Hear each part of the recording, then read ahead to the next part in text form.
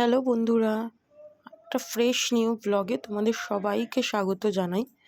23শে June সকালবেলা খুব তাড়াতাড়ি ঘুম থেকে আমরা উঠে পড়েছিলাম। আর উঠেই আমরা খুব তাড়াতাড়ি ফ্রেশ হয়ে নিয়েছিলাম, কারণ আমাদের আজকে সকাল থেকে প্রচুর প্ল্যানিং ছিল।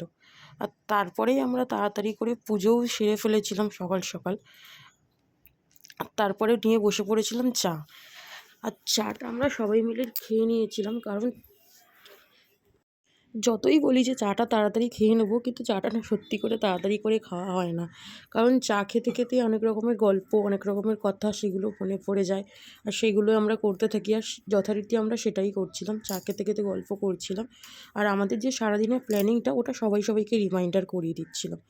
জানো তো বন্ধুরা, আমরা একটা জায়গায় প্ল্যানিং করেছিলাম সকালবেলায় প্রথমে পুজো দিতে যাব, সকাল বেরিয়েই প্রথম পুজো, কিন্তু সেখানে না টাইমিংয়ের জন্য বন্ধ হয়ে গিয়েছিল।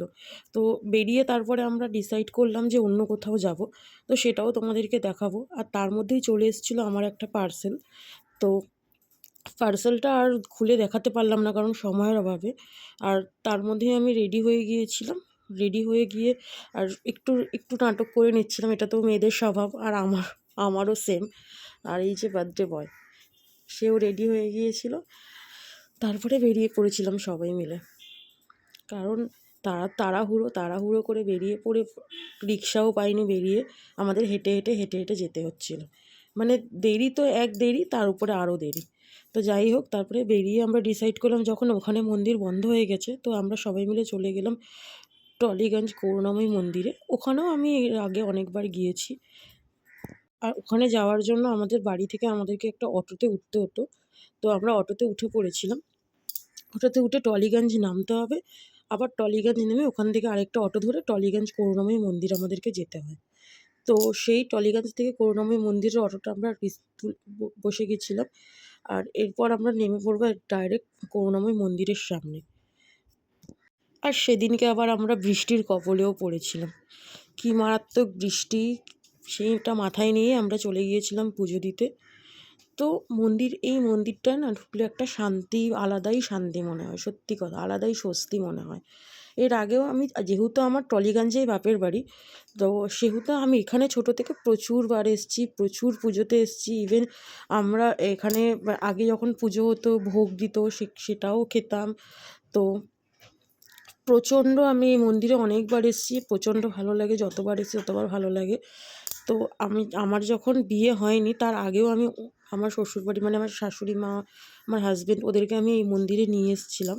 ওদের তখন ভালো লেগেছিলো। আর বিয়ের পরে এইটা নিয়ে আমি দুবার পুজো দিতে চলে এসেছিলাম।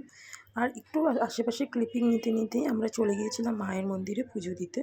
আর পুজো দেওয়ার পর তারপরে যে পাশে, মানে বাঁ পাশে আর ডান পাশে মিলে 10টা শিব মন্দির আছে, তো ওখানে শিব মন্দিরেও আমরা ভেবেছিলাম যে একটু পুজো দেবো। কারণ যেহেতু অমাবস্যা, আমরা বুঝতে পারিনি যে মায়ের মন্দির খোলা থাকবে কি খোলা থাকবে না। তো আমরা ভেবেই বেরিয়েছিলাম যে আমরা শিব মন্দিরগুলোতেই পুজো দেবো। তো যেহেতু ভেবেছিলাম, সেহেতু মায়ের পুজোটা যেহেতু হচ্ছিলো, মায়ের পুজোটাও দেওয়া হয়ে গেল, আর শিব মন্দিরগুলোতেও আমরা পুজো দিয়ে দিলাম। তো আমার পুজো দেওয়ার পর আমার হাজব্যান্ড পুজো দিতে এসেছিলো, তো ও একটু পুজো দিয়ে নিল। আর প্রচণ্ড গরমে দেখো না, পুরো ভিজে গেছিলাম, মানে এতই ঘাম হচ্ছিলো, কিছু করার ছিল না। কিন্তু তবুও যেহেতু পুজো দিতে এসেছি, পুজো তো দিতেই হবে। তো সবাই মিলে আমরা পুজো দিয়ে নিচ্ছিলাম।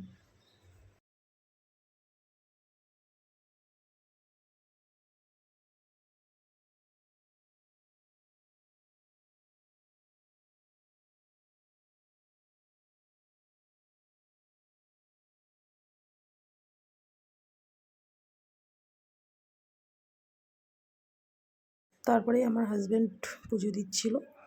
ও ও প্রচণ্ড ঘেমে গিয়েছিল, মানে সবাই আমরা প্রচণ্ডই ঘেমেছিলাম। বৃষ্টি হচ্ছে ঠিকই, কিন্তু গরম তো কমছে না। তো পুজো টুজো দিয়ে তারপরে আমাদের আরও প্ল্যানিং ছিল। আমরা যাব ভেবেছিলাম সিনেমা দেখতে। তো সিনেমা দেখতে যেহেতু ভেবেছিলাম যাব, তো সেহেতু আমরা আগে থেকে টিকিট কেটে রেখেছিলাম। বৃষ্টি হলেও আমাদেরকে যেতেই হতো। আর দেখো কীরকম বৃষ্টি হচ্ছে বন্ধুরা। চলে গিয়েছিলাম রাধা স্টুডিওতে, বুমারাং সিনেমা দেখতে যাব ভেবেছিলাম। তো আর সিনেমা দেখতে যাওয়ার আগে না, আমরা সবসময় চা খেয়েই আমরা ঢুকি। তো আমরা এই চা খেয়ে নিচ্ছিলাম, বৃষ্টি হচ্ছিল, গরম লাগছিল, তবে চাটা কিন্তু খেতে দারুণ লাগছিল। এবং বৃষ্টির সঙ্গে চায়ের না একটা আলাদাই সামঞ্জস্য রয়েছে। আর আমরা তো চা লাভার, আমাদের তো আরও বেশিই ভালো লাগে। তো সিনেমার ভেতরে দেখো, সিনেমা হলের ভেতরে ভিড় প্রচণ্ড হয়েছিল, আর সিনেমা শুরু অবধি পুরো প্যাকড আপ হয়ে গেছিলো, মানে ফুল হয়ে গেছিলো পুরো সিনেমা হল। তো ভেতরে তো আর কোনো ক্লিপিং নিতে পারিনি, কারণ যেহেতু কপিরাইটের ব্যাপার রয়েছে। তো তারপরে আমরা বেরিয়ে চলে গিয়েছিলাম একটু পেট পুজো করতে, আর পেট পুজোর পরেই মাস্ট যেটা, সেটা হলো গিয়ে আইসক্রিম। তো ওরা মানে আমার মামুনি আর আমার কর্তামশাই দুজনে মিলে নিয়েছিল চকোবার আর ফিস্ট।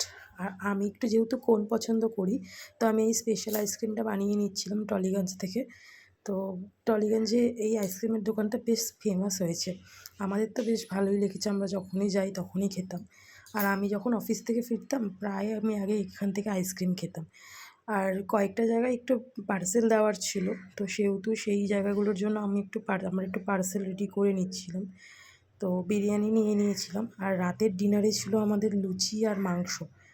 তো সেটাই ওকে সার্ভ করে দিচ্ছিলাম। ডিনারটা সবাই মিলে খুব এনজয় করেছিলাম। আর তোমাদের যদি এই ভিডিওটা খুব ভালো লেগে থাকে তাহলে লাইক, শেয়ার, কমেন্ট করতে ভুলো না, আর ফলো করে